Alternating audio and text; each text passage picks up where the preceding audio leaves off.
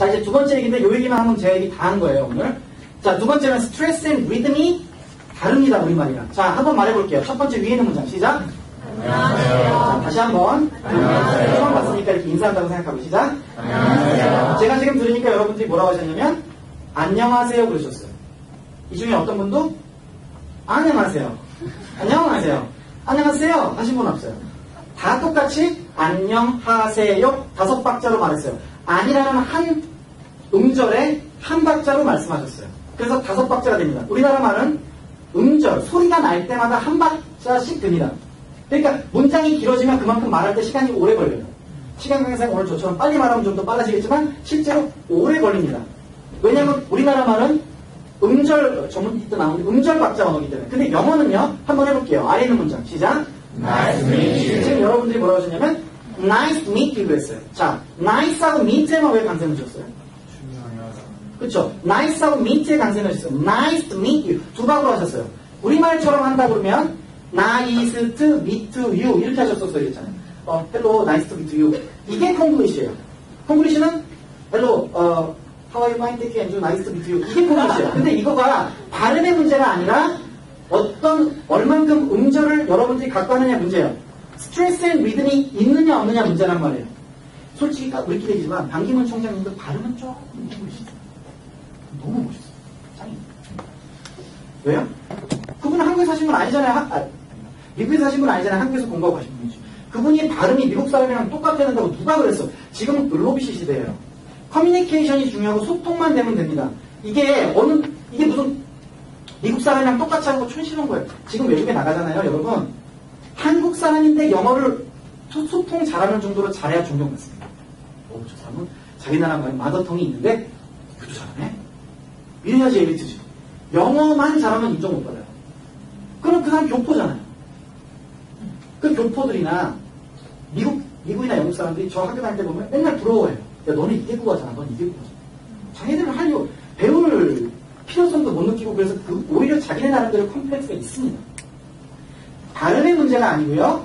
스트레스 앤 리듬의 문제예요. 이거를 nice to meet you 이게 문제지 이거를 제대로 중요한 데 강세를 넣어서 nice to meet you 이렇게 하면 영어가 되는 거죠. 이거를 아무리 후진 발음으로 한다고 해도 제대로 된 강세 자리가 올라가주면 문제가 발생하지 않는 거예요. 여러분들이 어순을 아무리 잘해도 두 가지라고 그랬죠. 어순하고 스트레스 앤 리듬. 어순을 아무리 어순 감각이라고 해요. 어순 감각을 익혀서 하더라도 이게 되어 있지 않으면 몸만 있는데 피가 돌지 않는 거랑 똑같아요. 어떤 현상이 나타나냐면 실제로 네이티브가 말하잖아요. 어순을 맞춰서 말해도 nice to meet you. 이게 사실 이런 말들 하더라도 네이티브가 못 알아듣습니다. 이거 되게 혼란한 문제거든요. 그리고 그 사람들이 말하는 것도 못 알아들어요. 왜? 내가 궁금해하는 순서대로만 말하는 게 아니라 이거를 자기네 스트레스 앤 리듬으로 넣어서 말하기 때문에 그렇습니다. 그래서 이 두 가지를 동시에 같이 익혀주는 아웃풋 훈련을 하셔야 돼요. 이거는 여러분들이 단어를 많이 몰라서 그런 것도 아니고 문법 문제도 아니에요. 이거를 해주지 않으면 안 됩니다. 제가 발음 문제가 아니라고 그랬죠? 그리고 실제로 여러분 발음에 대해서 걱정을 하시는데 그거 걱정하지 마세요. 우리나라 사람이 영어 발음 못하는 게 거의 없습니다. 저는 99% 이상이라고 봅니다. 우리가 해야 되는 말 중에 뭐가 있어요? 영어로 바꿔줘야 될 때 R 발음? 영국에서는 이러거든요. Mother, I'm going to work. work인지 뭐 알 수 없어요. I'm gonna work. 이건 미국식이에요. 그쵸? R 불리는 거 안 불리는 거 중요하지 않아요. 지금은 전 세계로 어떻게 하든지 다 알아듣습니다. 모든 사람들이. 그러니까 그걸 두려워하지 마세요. R 발음 아니죠? 그럼 뭐 있어요? F 발음? F 발음은 조금 있을 수 있지만 그렇게 어렵지 않아요. 실제로 F 발음은 강하게 여러분들이 하지 않아도 대충 다 알아듣습니다. 그걸 forgiveness라고 해요. 용납할 수 있는 범위가 안에 들어가 있기 때문에 F 발음은 대충 피해서 조금만 해주셔도 그러니까 제가 말씀드린 건 아래 기술을 팍 갖다 이렇게 안 하셔도 된다는 거예요. 그냥 대충 F 이래도 다 알아들어요. 이해가 되세요? 오히려 더 창피한 건 뭐냐면 P 발음을 해야 될 때 F 발음 하시는 분들 반대로. 그거는 좀 그래요. 그렇지만 P 발음인데 F 발음 조금만 하는 거 괜찮습니다. 또 밖에 뭐 있어요? TH 발음. 번데기하고 돼지꼬리 학교 다닐 때 배웠죠. TH 발음. TH 발음 어렵잖아요. 여러분 잘 생각해보세요. 여러분 어렸을 때 다 하셨어요. 엄마 아직 그랬었어. 학교 가서 그랬었었는데 그래가지고 그랬었었어. 또 엄마 뭐라 그래요? 혀 집어넣어라.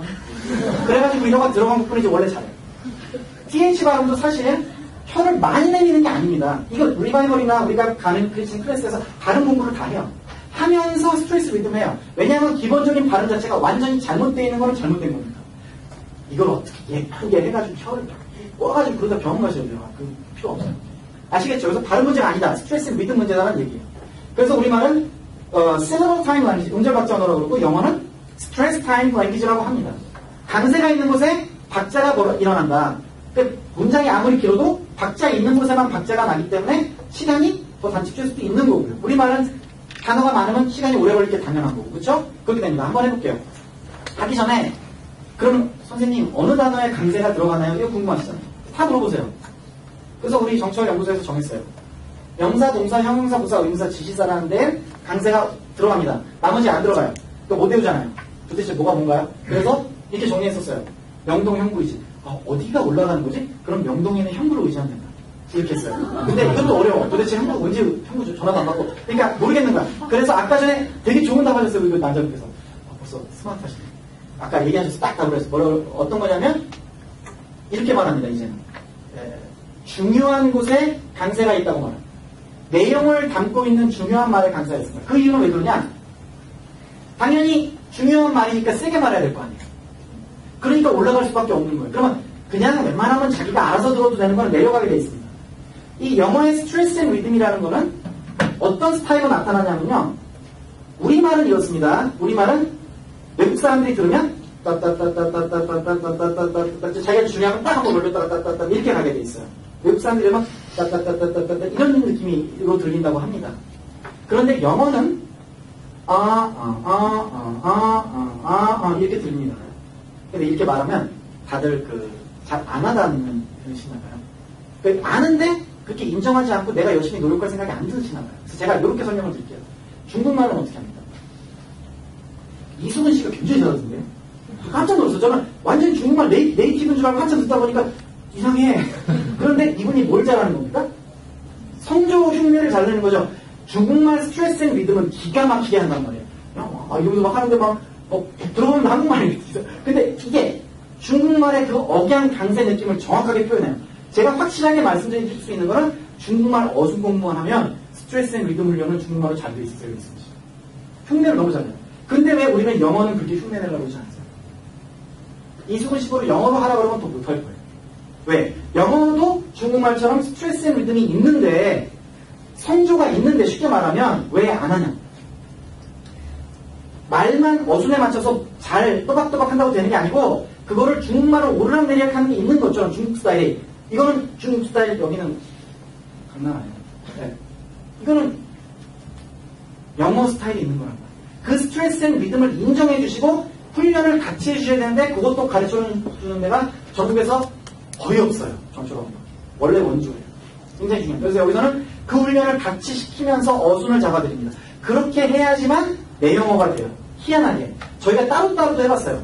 한 타임은 어순하고 한 타임은 스트레스 안 돼요. 같이 하면서 자연스럽게 여러분들이 신경 쓰지 않으면서도 되게 만들어줘요. 그게 자연적 발달 단계를 거치는 거죠. 그렇게 해서 만들어줍니다. 제가 이 문장 한번 읽어볼게요. 다 같이 읽어볼게요. 위에 있는 문장. 시작. Come to my house, tell me about. about까지는 아니더라도 여기서 중요한 말은 come house tell이잖아요. 그럼 중요한 말이니까 올라가야 되겠죠. 근데 이걸 우리말처럼 하면 어떻게 돼요? 콩글리시로 하면 어떻게 돼요? Come to my house and tell me about it 이렇게 되잖아요. 그게 아니고 못 알아들어요? 내가 말해도 못 알아듣고 상대방이 영어대로 말하면 못 알아들어요. 내가 Come to my house and tell me about it. Come to my house and tell me about it 이렇게 돼야 되잖아요. 영어는 이게 영어란 말이에요. 그거를 신경 쓰세요. 발음 신경 쓰지 말고 발음 안 중요하다니까 이것만 신경 써주면 돼요. 컨텐츠 월세 올라가는 거. 근데 이건 룰이 있습니다. 어떤 룰이냐면 학교 다닐 때 잘못 배운 건 같이 있어요. 강세 있는 음절은 강하다고 배웠어요. 강하기만 한 게 아니라 깁니다. 예를 들어서 앞에 있는 문장 다시 한번 강하기만 한다면 come to my house 이렇게 되는 게 아니라 강하고 길단 말이에요. 그래서 아까 말한 것처럼 이게 아니라